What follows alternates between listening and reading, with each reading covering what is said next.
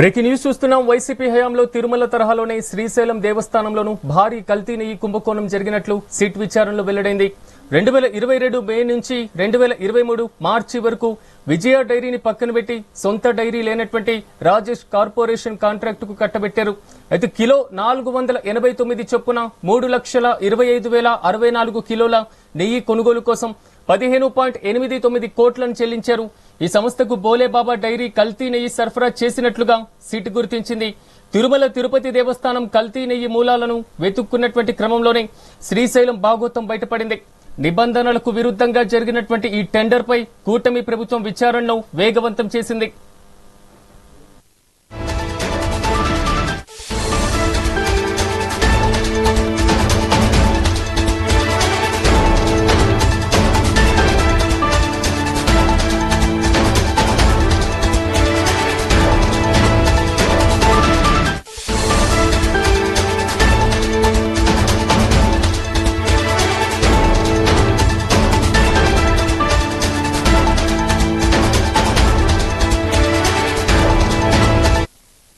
Breaking news చూస్తున్నాం. YCP హయాంలో తిరుమల తరహాలోనే శ్రీశైలం దేవస్థానంలోనూ భారీ కల్తీ నెయ్యి కుంభకోణం జరిగినట్లు సిట్ విచారణలో వెల్లడైంది. 2022 మే నుండి 2023 మార్చి వరకు విజయ డైరీని పక్కన పెట్టి సొంత డైరీ లేనటువంటి రాజేష్ కార్పొరేషన్ కాంట్రాక్టును కట్టబెట్టారు. అయితే కిలో 489 చొప్పున 3,25,064 కిలోలను కొనుగోలు చేయడం జరిగింది. దీనికోసం 15.89 కోట్లను వెచ్చించారు. ఈ సంస్థకు బోలేబాబా డైరీ కల్తీ నెయ్యి సరఫరా చేసినట్లుగా సిట్ గుర్తించింది. తిరుమల తిరుపతి దేవస్థానం కల్తీ నెయ్యి మూలాలను వెతుకుతున్నటువంటి క్రమంలోనే శ్రీశైలం భాగోతం బయటపడింది. నిబంధనలకు విరుద్ధంగా జరిగినటువంటి ఈ టెండర్లపై కూటమి ప్రభుత్వం విచారణను వేగవంతం చేసింది.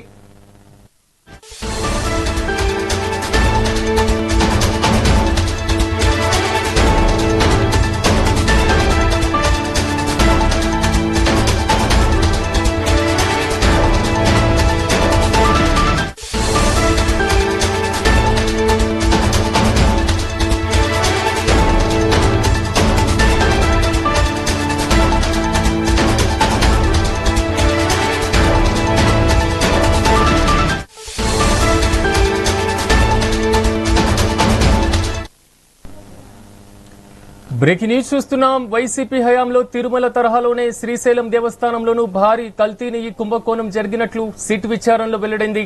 2022 మే నుండి 2023 మార్చి వరకు విజయ డైరీని పక్కన పెట్టి సొంత డైరీ లేనటువంటి రాజేష్ కార్పొరేషన్ కు కాంట్రాక్ట్ కట్టబెట్టారు.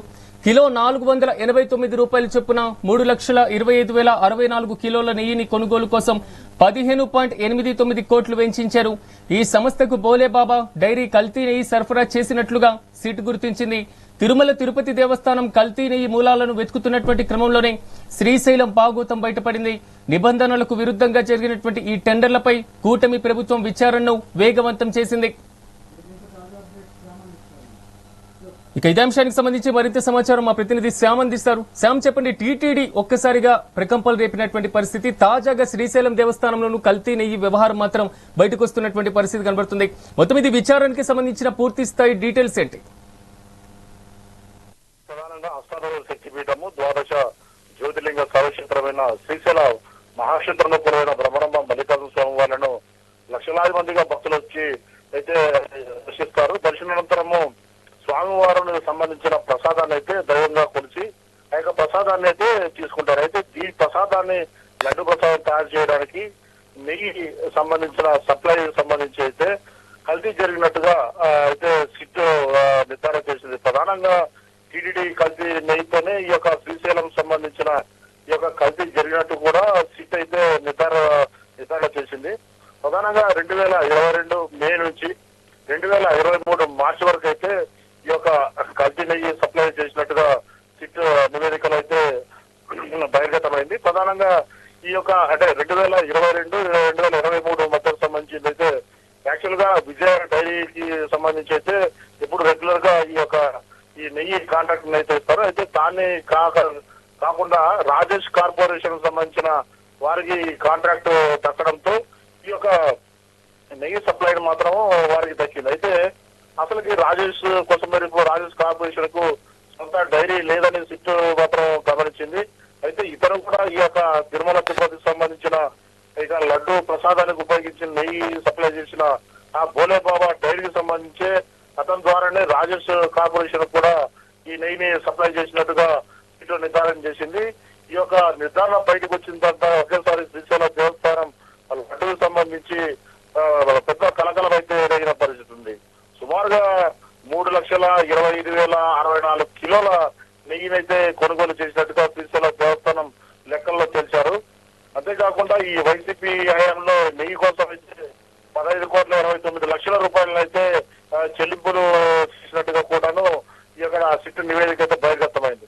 1 కిలో నెయ్యికి సంబంధించి అయితే అత్యల్పంగా 489 రూపాయల చొప్పున ఈ కాంట్రాక్ట్ దక్కించుకున్న రాజేష్ కార్పొరేషన్ కి అంటే ఎటువంటి సొంత డైరీ లేకపోవడం అయితే దీనిలో పూర్తి కలకలం రేపుతుంది. వైసీ వాయాం కుట్రదారుగా వ్యవహరించినట్టుగా ఉన్నట్టు కూడా ఈ యొక్క కూటమి నాయకులు అయితే పెద్ద ఎత్తున అయితే గగ్గోలు పెడుతున్న పరిస్థితి ఉంది.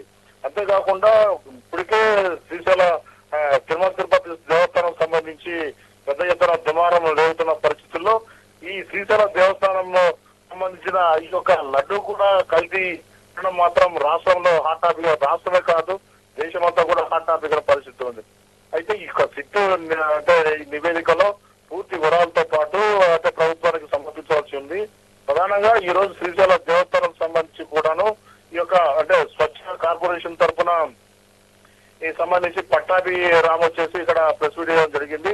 అతను కూడా ఈ వైకాపా ప్రభుత్వం అయితే శ్రీశైలంలో నకిలీ నెయ్యి వినియోగించడం బాధాకరమని, అంతేకాకుండా ఈ నకిలీ నెయ్యి సరఫరా చేసిన బాధ్యులను కఠినంగా శిక్షిస్తామని, వీళ్ళకి భయం భక్తి లేకుండా స్వామివారి ప్రసాదాల్లో నకిలీ నెయ్యి వాడటం దారుణమైన పరిస్థితి అని, అదే కాకుండా హిందూ దేవాలయాల అవినీతికి పాల్పడడం, భక్తుల యొక్క మనోభావాలను గాయపరిచి ఎంతో అంటే మనసు గాయపడ్డ సమ్మతి అయితే ఉన్నట్టుగా కూడా పెద్ద ఎత్తున అంటే ఇక్కడ చెప్పిన పరిస్థితి ఉంది. అంతేకాకుండా కూటమి నాయకులు కూడా ఓపెన్ గా ఛాలెంజ్ చేస్తున్నారు.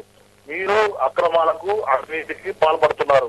దీనికి సంబంధించి మేము అంటే మల్లికార్జున స్వామిని, వెంకటేశ్వర స్వామిని ఎవరైతే మోసం చేశారో హిందూ ధార్మిక సంబంధించిన హిందువుల మనోభావాలను దెబ్బతీసే ఈ రీతిలో కల్తీ నెయ్యి వాడడం మాత్రం ఏమైన చర్య, చట్టరీత్యా వీటి మాత్రం ఉపేక్షించే లేదు.